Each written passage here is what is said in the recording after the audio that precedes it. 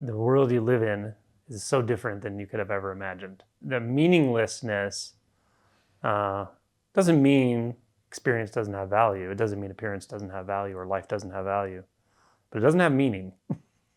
Clearly, we impute meaning and form and reality and onto this. We do it all the time, and so what happens is we miss this part.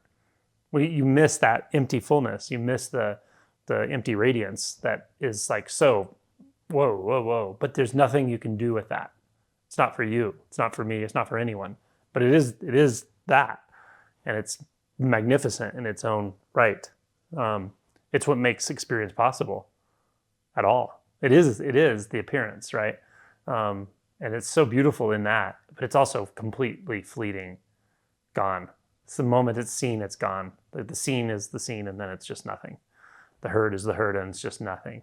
So maybe I could say it this way: there's a sort of gap, maybe, or an adjustment period between when all of that meaning is just drained out of everything. Some people, interestingly, come this way through a devotional path, like a Christian path, or like experiencing of God. What this is to them, this is when God is gone. This is when they realize God was an illusion. Not their thought of God, their experience of God, and it's just gone. And that's can be really devastating, or surprising, let's say.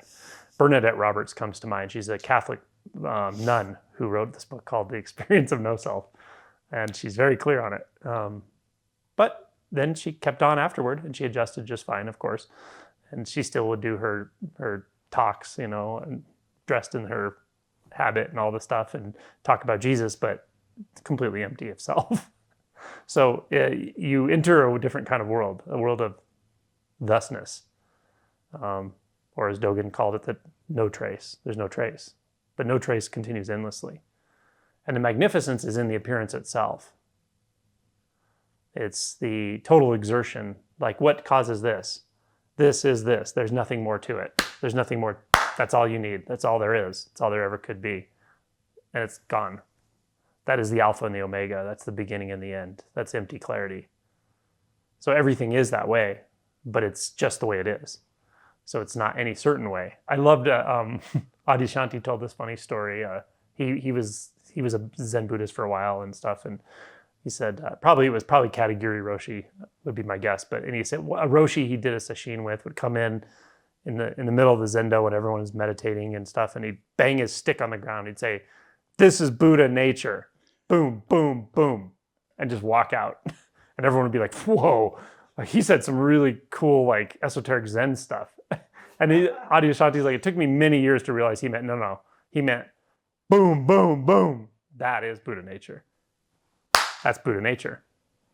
Nothing more, nothing less. When you're taking a shit, that's Buddha nature. When you're eating corn, that's Buddha nature. When you're just noticing the sky, that's Buddha nature. Petting the dog, nothing more, nothing less. You don't need to add anything to it. Meaning, purpose, all of that there's no one there adding anything. There's a reflection occurring, if that seems to be occurring. There's a reflection back to remind ourselves of the illusion of the self apart from experience. None of that's happening at all. There's just sound. In the scene, there's just the scene. In the herd, there's just the herd. And that's all there needs to be, it turns out. But at first, it can be like, whoa, where'd everything go?